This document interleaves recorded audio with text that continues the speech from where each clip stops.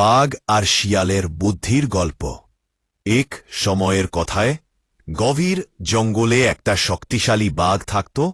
সবাই তাকে ভয় পেত, কারণ সে খুব রাগী আর নিজের শক্তি নিয়ে খুব গর্ব করে।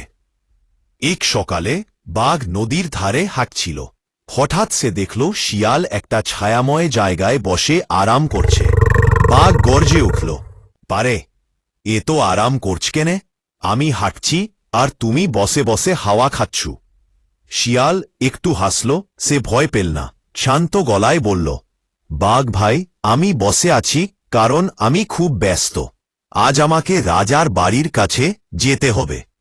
বাঘ অবাক, কেনে, কি ব্যাপার? শিয়াল বলল, রাজার কাছ থেকে খবর এছে, আজকে নাকি জঙ্গলে একটা নতুন খুব ভয়ঙ্কর প্রাণী এছে।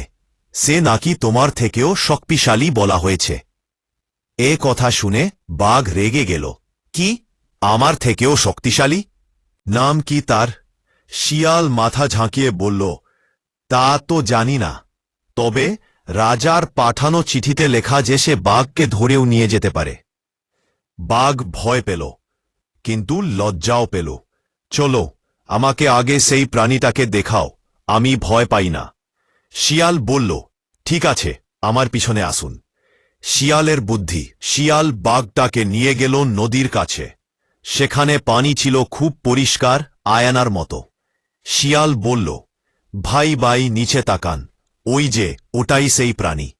বাঘ নিচে তাকিয়ে নিজের প্রতিচ্ছবি দেখল, কিন্তু পানি কাঁপায় সেটা দেখতে আরও বড় আর ভয়ানক লাগছিল। বাঘ এমনভাবে গর্জন করল যে নিজের প্রতিচ্ছবিও গর্জে উঠল।